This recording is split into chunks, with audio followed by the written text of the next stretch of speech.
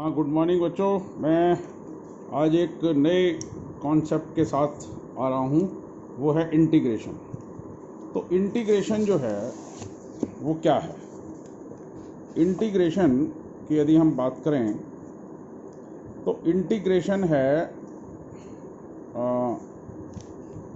Integration is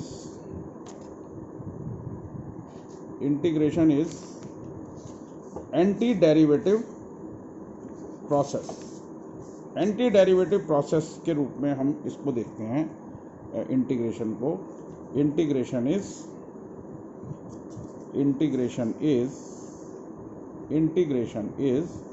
anti derivative process. Anti derivative process का मतलब ये है कि फॉर एग्जांपल कि D by D x of F x, यदि मैं एक फंक्शन का डी बाई डी एक्स की बात करूं तो उसका जो डिफरेंशियल है वो होता है, माना कि कैपिटल एफ एक्स। तो ये एंटी डेरिवेटिव इंटीग्रेशन का मतलब, एंटी डेरिवेटिव प्रोसेस का मतलब ये है कि यदि मैं इसका इंटीग्रल लूँगा, ये साइन ऑफ इंटीग्रल है, this is the sign of integral and this D X, ये मिला के जैसे डिफरेंशियल में डी बाई डी एक्स होता है, ये sign of integration D X मिला के integration with respect to X कहते हैं। उस कैपिटल एफ एक्स का क्या हो जाएगा, small f x plus constant of integration c, ये हम लिखते हैं। क्यों लिखते हैं ये भी हम आपको अभी बताएंगे क्यों लिखते हैं।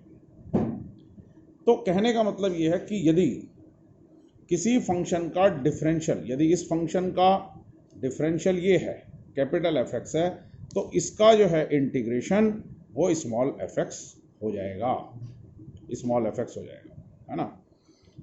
अब जैसे कि हम कुछ इंटीग्रेशंस के फार्मूले डिफरेंशियल्स के साथ देखते हैं।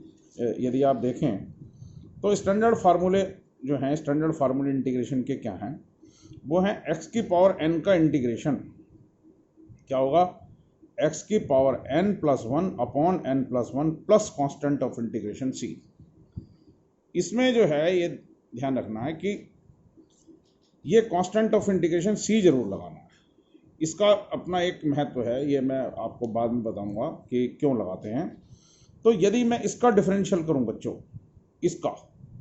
यदि मैं इसका डिफरेंशियल करूं तो वो मेरा क्या आएगा, x की पावर n आएगा।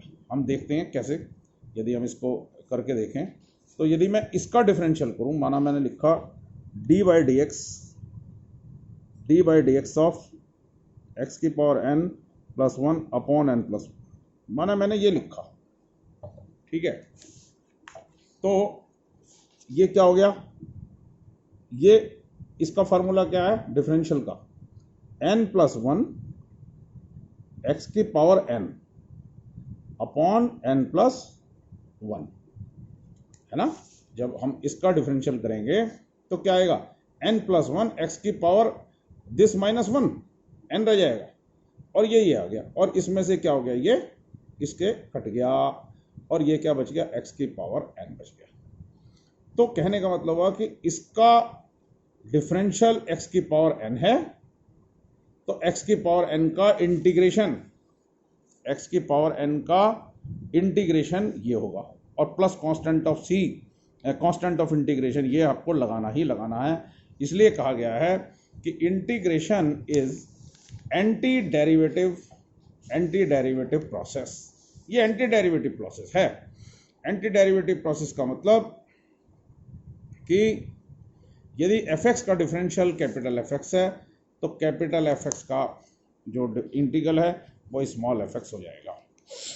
अब हम आगे देखते हैं बच्चों कि यदि मैं बात करूं कि साइन एक्स का डिफरेंशियल, यदि आप देखो, जानते हैं कि साइन एक्स का जो डिफरेंशियल है, आप जानते हैं ना कि D by D x of sine x क्या था, कॉस एक्स था, है ना। D by D x of sine x क्या था, कॉस एक्स।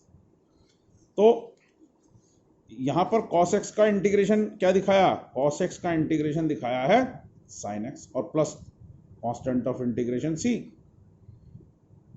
ये दिखाया, ठीक है। इसी प्रकार से सेक स्क्वायर एक्स का इंटीग्रेशन क्या दिखाया, tan x, क्योंकि tan x का डिफरेंशियल हमने क्या पढ़ा था, सेक स्क्वायर एक्स पढ़ा था। tan x का dy dx जो था हमारा, dy dx of tan x जो था हमारा, वो कितना था, sec स्क्वायर x था ना। तो sec स्क्वायर x का इंटीग्रेशन क्या बताया है, tan x बताया है ना। इसी प्रकार से sec x का डिफरेंशियल हमने पढ़ा था sec x tan x, तो sec x tan x का इंटीग्रेशन हो गया sec x plus constant of integration c। इसी प्रकार से log x का डिफरेंशियल था 1/x। अब चूंकि log पॉजिटिव क्वांटिटी के लिए डिफाइन होता है, तो जो है 1/x का इंटीग्रेशन, 1/x का जो इंटीग्रेशन होगा वो log mod x होगा, log mod x। ये समझना है कि यदि यहाँ पर x हमारा नेगेटिव भी है तो ये हमारा क्या नाम है, log mod x आएगा, log mod x। ये मैं आपको और डिटेल में बताऊंगा कि ऐसा mod x हम क्यों लिखते हैं। अभी आप मोटा मोटा ये ध्यान रखें कि 1/x का जो इंटीग्रेशन है वो log mod x plus c लिखा गया। इसी प्रकार से e की पावर x का एक्सपोनेंशियल फंक्शन का डिफरेंशियल भी यही होता है, तो इंटीग्रेशन भी यही होगा, plus constant of c integration लिख जाएगा। इसी प्रकार से यदि आप ध्यान करें तो a की पावर x का डिफरेंशियल क्या था, a की पावर x log a था। देखिए मैं इसको दोबारा से दिखा रहा हूँ कि यदि आप देखें तो dy dx ऑफ a की पावर x जो था वो था हमारा a की power x log a e base पे। तो यदि मैं इसको यहाँ ले आऊँ a की power x upon log a at base e, इसको मैं नीचे ले गया, तो एक तरह से dy dx ऑफ इसका मतलब ये तो कांस्टेंट हो गया ना। तो मेरा कहने का मतलब है कि ये जो है इसका जो डिफरेंशियल आएगा वो आ जाएगा a की पावर x, है ना। तो a की पावर x का इंटीग्रेशन जो हो जाएगा वो आ जाएगा a की पावर x log a, ये आ जाएगा। ये देखिए यहाँ लिखा कि a की पावर x का इंटीग्रेशन हो जाएगा a की power x upon log a plus c। इसी प्रकार से जैसे cos x का डिफरेंशियल था माइनस साइन x, तो साइन x का इंटीग्रेशन हो गया minus cos x plus c। इसी प्रकार से cosec x cot x का minus cosec x minus cosec x, ये cosec cot x minus cot x। जैसे cot x का डिफरेंशियल होता था, सॉरी sec x का होता था sec x tan x, और cosec x का होता था differential minus cosec x cot x। तो cosec x cot x का जो इंटीग्रेशन है वो रह जाएगा minus cosec x plus c। तो ये जो हैं हमारे स्टैंडर्ड फार्मूले हैं। अब हम जो हैं कुछ इंटीग्रेशंस की बात जो है करते हैं कि भाई इंटीग्रेशंस किस प्रकार से, जैसे एक दो सवाल से मैं आपको करके दिखाता हूँ इसके। तो जैसे फॉर एग्जांपल मैंने लिखा कि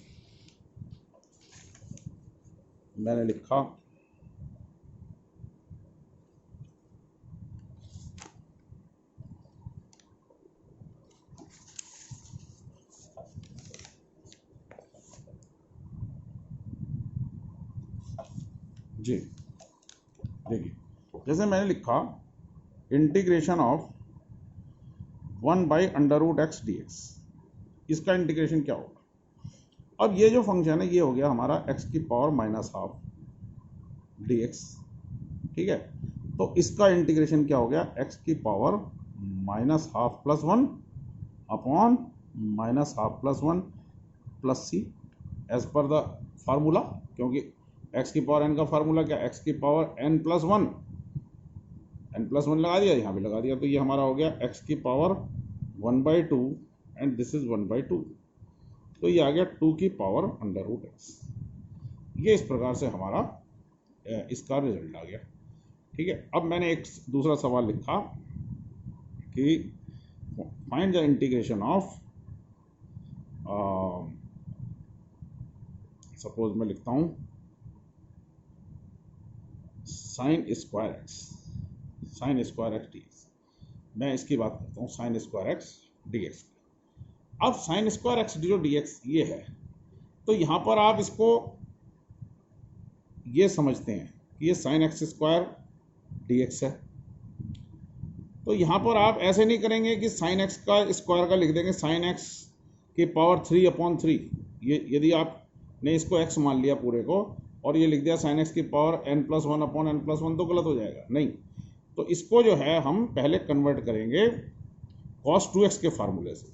हम जानते हैं कि cos 2x का जो फार्मूला होता है वो होता है 1 - 2 sin स्क्वायर x, ये होता है। और इसके हिसाब से इसकी वैल्यू आ जाएगी 1 - cos 2x/2 = sin square x। यदि मैं इसको सॉल्व कर लूँ बच्चों तो ये उधर चला जाएगा, 2 sin स्क्वायर x इधर आ जाएगा, बाई में 2 आ जाएगा। तो ये जो है मेरा क्या नाम है, ये आ जाएगा sin स्क्वायर x की वैल्यू 1 - cos 2x/2। और ये जब मैं यहाँ रखूँगा, ये मैंने इसके स्थान पर जो है क्या किया, ये मैंने यहाँ रख दिया 1 - cos 2x/2 एंड dx, ये रख दिया। तो ये मेरा आ गया 1/2। और 1 का जो इंटीग्रेशन है वो आ जाएगा x, क्योंकि dy/dx ऑफ x जो होता है वो 1 होता है। dy/dx ऑफ x जो होता है वो क्या होता है, 1। इसलिए 1 का इंटीग्रेशन क्या आ जाएगा, x। तो 1 का इंटीग्रेशन हो गया x माइनस, और ये जो cos 2x है, cos 2x का जो इंटीग्रेशन आएगा, cos x का क्या आता है, sin x, तो इसका हो जाएगा sin 2x। और 2 का जो डिफरेंशियल है, 2x का जो डिफरेंशियल है वो 2 हो जाएगा, वो नीचे आ जाएगा बाई में, यही ऐसे प्लस सी, ये इसका एक्चुअल इंटीग्रेशन आएगा ये। तो इसमें अभी आपने देखा कि ये जो यहाँ पर लिखा है cos 2x का इंटीग्रेशन, cos 2x का तो भाई sin 2x ही रहेगा, है ना, और 2x का डिफरेंशियल करके बाई 2 करा है। ये क्यों करा, तो ये इसको बोलते हैं सब्स्टिट्यूशन। अभी हम ये सीखेंगे कि ये क्यों आया। तो ये तो इसका इंटीग्रेशन हो गया साइन स्क्वायर x का। तो अब हम एक नया क्वेश्चन, ये एक नया क्वेश्चन था, एक क्वेश्चन 2 कह सकते हैं, इसको क्वेश्चन 1 कह सकते हैं। और एक नए क्वेश्चन को यदि मैं सब्स्टिट्यूशन के तहत देखूं, इसको बोलते हैं सब्स्टिट्यूशन।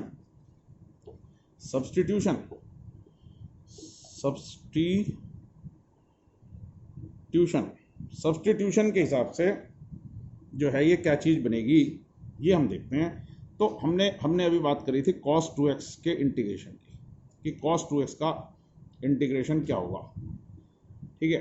तो cos 2 इसमें हम करते क्या है बेसिकली, इसमें हम ये जो 2x है इसको थोड़ी देर के लिए t मान लेते हैं।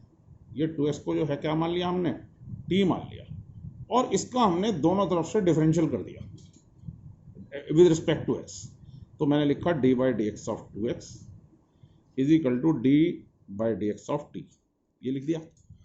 अब हुआ क्या कि इसका तो डिफरेंशियल आ गया 2 और ये हो गया dt/dx। तो dx बराबर आ गया हाफ ऑफ dt, dx बराबर क्या आ गया, हाफ ऑफ dt, ये आ गया, है ना। अब इसको यहाँ पर जो है, इसको यदि मैं आई बोलूँ तो ये जो है मेरा आगे आ जाएगा cos t, ये क्या हो जाएगा, 2x के स्थान पर तो मैंने t रख दिया, और dx की जो वैल्यू है वो मेरी क्या आ गई, हाफ dt। तो हाफ हम ऐसे लिखेंगे, हाफ ऑफ dt, और ये हाफ बाहर आ जाएगा, ये इसमें एंगल में नहीं है, ये पूरे में, ये बाहर आ जाएगा। तो ये हो जाएगा cos t dt, तो ये आ जाएगा हाफ, और cos t का जो है इंटीग्रेशन क्या हो जाएगा, sin t प्लस c, है ना, और t की वैल्यू क्या आ जाएगी, sin 2x plus c, t की वैल्यू मैंने रख दी 2x, तो ये आ गया half sin 2x plus c।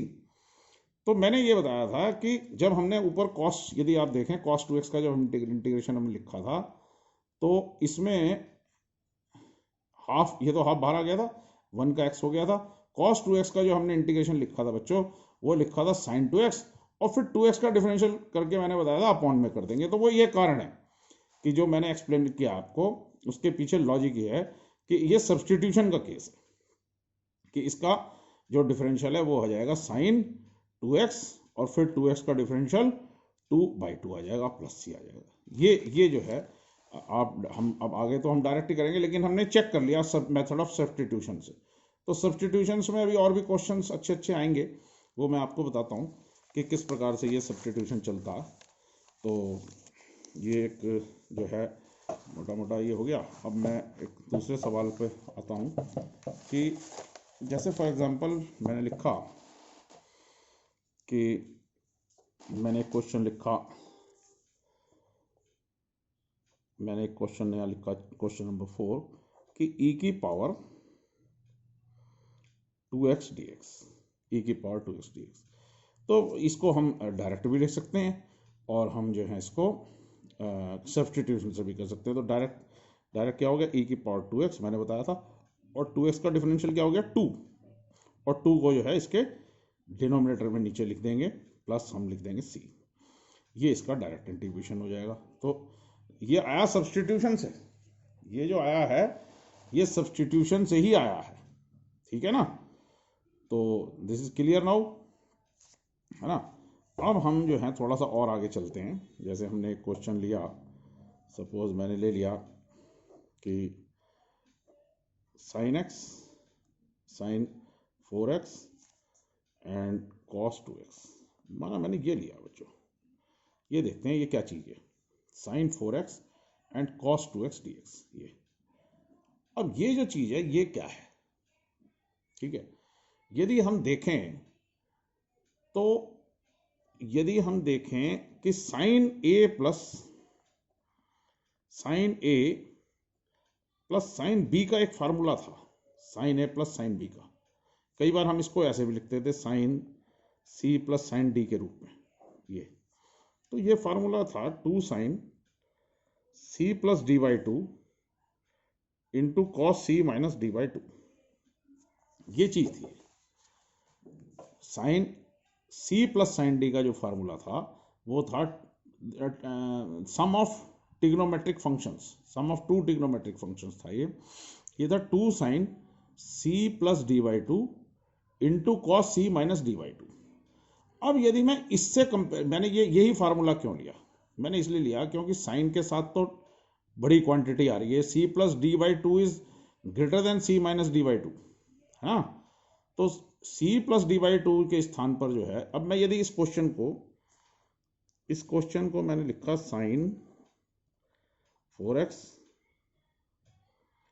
And cos 2x dx, ये लिखा। मैंने क्या किया, इसको 2 से ऊपर नीचे मल्टीप्लाई कर दिया, 2 से नीचे मल्टीप्लाई किया और 2 से ऊपर किया, तो ये आ गया 2 sin 4x and cos 2x dx, ये आ गया।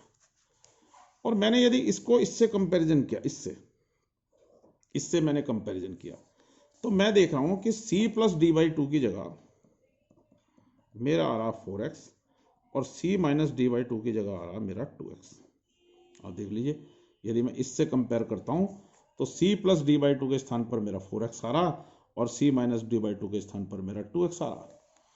तो ये मेरा बन गया c plus d is equal to 8x और c minus d is equal to 4x। ये बन गया बच्चों, एक इक्वेशन ये बन गई, एक इक्वेशन ये बन गई c और ली के लिए। और यदि मैं इन दोनों को जोड़ता हूं तो मेरा आ जाएगा 2c is equal to 12x। तो मेरा c जो है 2c is equal to 12x आ जाता है ये जोड़कर। यदि मैं इस इक्वेशन को इससे जोड़ता हूँ, हाँ, तो मेरा 2c आ जाएगा 12x और मेरा c जो है वो रह जाएगा 6x। और जब मैं c यहाँ पे डालूंगा 6x तो मेरा d कितना आ जाएगा 8x माइनस 6x, तो d मेरा रह जाएगा 2x। इसका मतलब मेरी जो c की वैल्यू है वो तो आ गई 6x और d की वैल्यू है वो मेरी 2x आ गई। तो हुआ क्या कि ये जो मेरा फंक्शन था ये वाला sin 4x plus cos 2x dx, ये जो मेरा फंक्शन था, पहले मैंने इसको क्या किया कि पहले मैंने इसको 2 से ऊपर नीचे मल्टीप्लाइड किया, तो ये मेरा आ गया sin 4x plus cos 2x dx और 1/2, और ये मेरा आ गया 2 sin 4x and cos 2x dx। तो ये जो चीज़ मेरी निकल कर आई, जो मैं देख रहा था 2 sin 4x cos x वाली, जिसमें कि मैंने यहाँ पर इसके स्थान पर ये लिया था, तो ये जो चीज़ है मेरी, ये वाली, ये जो चीज़ थी मेरी, देखिए ये मैं यहाँ से उठाकर और इसको यहाँ ले जा रहा हूँ बच्चों, ए यहाँ पे है ना। तो ये मेरी आ गई sine C plus sine D, उस इस फार्मूले के हिसाब से। देखिए ऊपर ये दिखाई दे रहा, ये इस रूप में था, sine C plus sine D के रूप में कन्वर्ट हुआ ये, और 6 sine C X plus sine 2x। ये जब मैं ये खोलूँगा, ये देखिए, ये जो चीज़ थी मेरी, ये चीज़ मेरी क्या नाम है, ये इस रूप में देखी मैंने C plus D by two को ये लिया, C minus D by two को लिया, और मैंने इसको इस रूप में देखा, sine C plus sine D के रूप में। तो मैंने सी और डी निकाले, तो सी मेरा 6x आ गया, है ना, और डी मेरा आ गया 2x। Sine C plus sine D, this is sine C plus sine D is equal to 2 sine C plus D by two cos C minus D by two, which is this. ये मैं इससे comparison कर रहा हूँ, ये जो चीज़ है ये मेरी ये है ना, और ये चीज़ मेरी इसके बराबर आ गई। तो अब मेरे को इसको, in order to integrate this, इसको इंटीग्रेट करने की जगह मैं लिखूंगा 1/2, मैं लिखूंगा sign 6x plus sine 2x, ऐसे लिखूंगा, ये ऐसे लिख दिया मैंने। और अब जो है, जब मैं इसका इंटीग्रेशन करूंगा बच्चों, तो अब मेरे पास बड़ा क्लियर है कि साइन 6 का जो इंटीग्रेशन है वो मेरे पास आ जाएगा माइनस कॉस 6x अपॉन 6, और माइनस, क्योंकि कॉस x का होता है मतलब कॉस x साइन x का